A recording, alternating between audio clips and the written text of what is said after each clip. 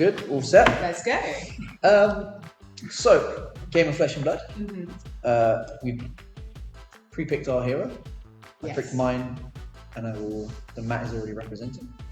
Yours is a little bit different. So we then flip our hero. I will be playing Briar, playing Rhino. Young heroes most of the time only have a singular name. Certain others will have a full name, so like a title as well. So Rhino becomes the alpha. So he's basically the best hunter in the pits. Scary. Very scary. Okay. And he keeps getting scarier in the lore. So it's gonna be interesting what happens. I'm playing Briar. Before we play, we roll off. Most players will pick either odds or evens, and they declare which before, and then most of the time people roll 2d6, and whoever rolls the highest gets to declare if they are going first or second. Okay. It's very important to know what your deck wants to do. Someone like Briar will most of the time want to present some stuff, try to get some tokens on the board that she can generate, and try to get a card in her arsenal. Someone like Reinhardt, perfectly happy to go second because he doesn't really. He's nonchalant about the whole thing. Okay, so we've rolled off. I'm going to declare. Let's say I've won the roll. I will go first. Cool. So what we do is we declare. We pick through our equipment what we would like to take, and it goes face down. So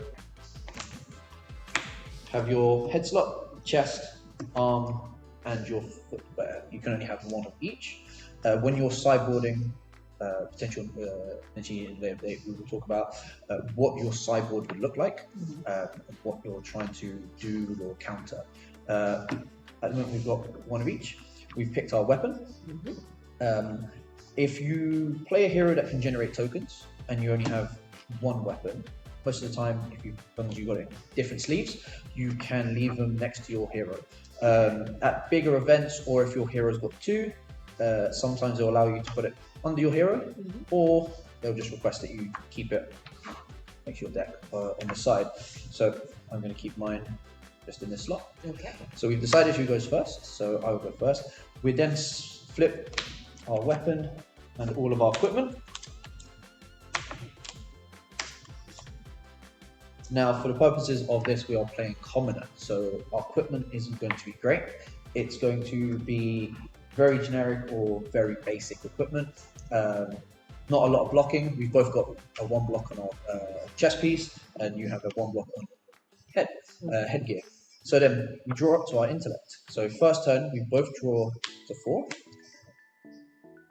Currently, there is only one hero that can draw less, and there are certain cards in the game that can allow you to draw more. But for at the moment, first turn of the game, always draw to the blue value at the bottom left. A first turn can be made up, you have 1 action point. So you assume you have 1 action point. There are cards that can allow you to get additional action points, such as Go Again, or then you use your action point to play a card. For example, in the case of Rhino has a card, piece of equipment called Scabskins, and he spends his action point and can potentially get 3 back. So it's a bit of a gamble. So we're playing out the turn. I'm first. So first thing I'm going to do is play a non-attack action. It goes into the chain. So when we play it, just play it around the middle mark of the map. This is a non-attack action, 0 cost, so I don't have to pay yet. And it will look for the next attack action card I play that is 0 or 1 cost. If you play a card that is a 2 cost and you have a way to make it cheaper, it will check its cardboard. It will check the corner, not its actual cost that you're paying for it. Okay. So if you had a card that cost 2 and you had something to make it -1, so it would cost 1, it still wouldn't affect that. So it will check the current state of the board, the current card. Current cost on the card. Okay. So this plays. Now, in the actual game, once this is played, it will put its trigger on the board, it will put it on the stack, and it will go to your discard pile. Most players will just leave it here and know it's gone to the graveyard for any discarding, for any banishing effects or ones that can cycle back into the graveyard, just to let their opponent know what is giving further benefits, further numbers. I will then play an attack action. So this will play I will play Ravenous Rabble. It checks the Nimblism will check the cost in the top corner. It is a 0, so it will give it +3. Before I pass the turn to you, to block it, it will have an additional effect. So reveal the top card of my deck, and I've revealed it face up. Most of the time people will just leave it on the top. You can just put it on the board, but as long as you remember that it will flip back down once it's revealed. So reveal it, it is a red. So when I play Ravenous Rabble, it checks the current cost here. So if we see, it is a 1 in the top corner here. So this will get reduced by 1. So instead of being a 5, it goes down to a 4. So then I flip this back over. Nimblism is still going on to it. So it goes from a 5 to a 4, back up to a 7. Right, so I've got 7 to block. 7 to block. Now this has go again. So after Ravenous is gone, I will be able to do further actions on the board. Okay. So I've played my card. I pass to you, so you get cards to block with. I do, and I'm going to do that. And I know which ones to pick because you helped me. So I think I'm going to double block because that's the thing you're allowed to do. You are allowed to block with multiple cards? And I'm going to use these two. Yeah. I'm only blocking 6 though. Yep, you are blocking 6. Okay. So currently it is 7 to your 6. So then we move to reaction phase. In the reaction phase, you can play reactions and instances. They go back and forth, and then once both players agree to resolve them, they all resolve one after the other. Much like in Magic, you play first one in, last one out. So this is now coming in for 7. I am already hitting, so I will not play any reactions. So it goes back to you. I'm not going to do anything else either. Okay, so we both passed. Once both players have passed, we resolve, then we go to damage. So the 7 to your 6 would mean that Rhino will take 1, go from 20 down to 19. Okay. What you know. So, because the card keyword here, go again, that keyword gives me another action point, so I can now play another card. When we play in Flesh and Blood, we play, then we pitch. So in Magic, you tend to tap your land for mana, then play out the card. So here, I will play Rosetta Fawn in the chain, and I have to pay. So it has an attack hit once per turn action here. I have to pitch, so I will pitch, come to fight. It is blue, so it gives me 2 resources left. Now, Rosetta is on the chain. It checks that I've played a non-attack and an attack this turn. So it not only does it hit for 2, but before the 2 physical, it will try to do 2 arcane to you. Nice. Now, arcane damage and physical damage are different. Physical damage can be blocked with the card, with a card, or your equipment, and then once it's blocked, it will go into your discard pile. With arcane damage, it can't be blocked with the value in the corner.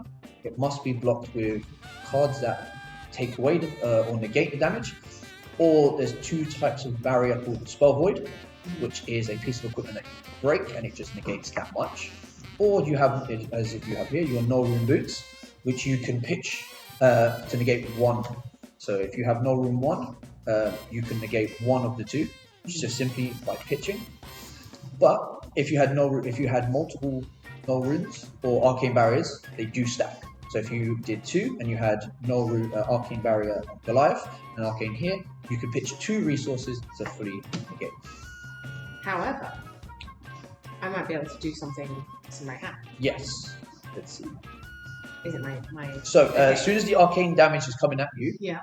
priority passes. So you're now in the driving seat. I can't interfere yet until you have passed the priority back to me, either by playing a card or passing on the priority. Okay, I'm going to play a card that prevents damage. That would include the arcane damage. Yep. So it will prevent all sources. This one, I have to pitch to play it. So so you have Oasis Respite.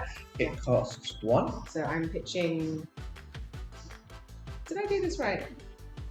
Yeah. I'm pitching that. Yep. Pitch cost of 1. So Pays for that. Pays for this. Now Oasis is an interesting card because it checks for the source of damage. So if another card was sending 2 arcane and this was doing the 2 physical. Okay, so played this. Let's go back to it. Played this. Talking about source. So this is the source of damage. So it prevents. Oasis Respite will prevent the 2 arcane. Yeah. And then because it's the source and the source is Rosetta Fawn, it will negate the 2 physical. Yes. Now you are currently at 19 and I'm at 20 health. Mhm. Oasis Respite has an interesting second ability. When it's played, if the person playing this card is at a lesser health, they would gain 1. So the 1 damage that you took from Ravenous has now, as much as it did 1, has now come back. So you've gone back up to 20. Woohoo. So you've played this. Now you have no cards in hand. Mhm. You're currently taking no damage from Rosetta because Oasis is negated to 2 arcane and it will then negate the 2 physical because it's 1 source. If it was to be coming from another source, so let's say this card was a card that deals 1 every time you attack, Oasis will, if you try to negate that, wouldn't be able to negate Rosetta, so you'd have to pick which card you're going to try and negate. Mhm. So it goes back to me. I currently have resources and a card, so I might have reaction. Unfortunately, I do not have a reaction to try and buff Rosetta's numbers. It will go to you. You're currently out of cards, and you are currently negating all the damage. So I will then pass to you. I've got nothing to do. I will you pass back, which means we go to damage step. This is currently doing none, because you are preventing all 4.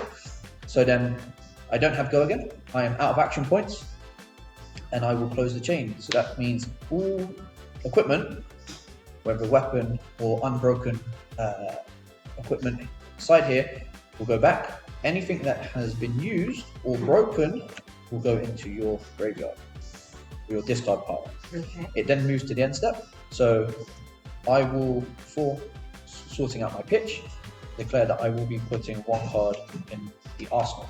So I currently have an arsenal card for later that I can use, whether it be an attack, non-attack, reaction, or an instant. Then we both pass. I flip my card upside down, flip to the bottom, and because it is currently what's known as turn 0, both of us will draw back up to our intelligence, which is 4. You don't normally do that, both of you. Normally have. When do you draw? So normally in Flesh and Blood, you draw up at your end step. Okay. So because it would be very unfair for Rhinar to have used all his cards to block, and then him have no cards in his actual first turn. The first turn you both draw up. Mm-hmm. Once it is now player 2's turn, you only ever draw up at the end of your turn. Okay. That means that if you're using cards to block, you have less efficient attacking in your turn. And if you're not blocking, you're taking huge amounts of damage, but you're then hoping to try and outnumber their number. Okay. In the case of Ravenous, when we were doing this before, what could have been done instead is, instead of additional cost, we could have keywords. So, for example, Overload has Dominate. This means that if a card has Dominate, you can only block with 1 card from your hand. So if we were to go back to the instance before of having these 2 out and it being Ravenous instead, what could have happened is before, or in a different situation, is we have Overload. This will then prevent you being able to block with 2 cards. Okay. So this is why having equipment with a armor value is more effective, because you would be blocking with 1 less card, but you could then block with your equipment. So for example, you've got 2 pieces of equipment that can both block. These 2. Yes. Okay. So this currently coming in for 6. You could try to mitigate as much of the damage as possible. They both block for 1. Yeah. Is there a better one to block with? You could block with both. Oh. So Dominate only prevents you blocking from hands with for Dominate. You can still block with cards from your arsenal if it's a defense reaction, or block with your equipment if it has armor value. So currently you're blocking 5. Now Bone Visor has an additional effect, which is it looks at the top card of your deck. You reveal. It is a 6. Now Bone Visor, because Rhinar wants to make sure he knows where all most brutes do, want to know where their 6 power card or higher cards are. This is really interesting because now you know in your next hand that once you've finished your turn, you're drawing up into a 6 power card. Nice. Now Bone Visor keeps it there, so it flips back down. And in this situation, I would be doing 1, which means Overload will have an on hit. So Overload on the on hit is it gains go again. Before with Ravenous, what ends up happening is it gets go again regardless, but it has the risk that it goes from 5 down to 3, and it's very easily blocked. With Overload, I have the dominate effect, and so if I can buff it and give it more stats, it's going to have an increased chance of hitting. Once the chain link closes with equipment will have one of 3 effects. It will have Blade Break, which means once it's used, it goes to your graveyard or your discard pile. Okay. Then you would have stuff like Battle Wall, which goes back to where it was positioned on your board. But it's -1 defense, so now it's a bit useless. So normally Battle Worn will have a destroyed effect that you can use, or an effect that's throughout the game, but it's less effective. Battle Worn, so Blade Break in the case of Bone Visor, was good because you know that in your next hand you're drawing a 6. So it helps Rhinar and other brutes control what they're drawing into. There's nothing more frustrating than gaining the momentum back in a game and then drawing into 4 non-attacks that can't do anything, and especially for Rhinar, who wants to be hitting and then drawing up and then hitting again. Him knowing where his 6s are in his deck, he wants that. So the downside to that is that his equipment does break. Then we have such cards as Barkbird, which will break when you use its instant, and because the instant is a bit too risky, it doesn't warrant giving it Blade Break. Yeah, okay. I think that makes sense. I probably need to play a few games. That would be fine. We will be doing more Flesh and Blood videos in the future. Stay tuned. I think the next one will be a game. See you then. Bye.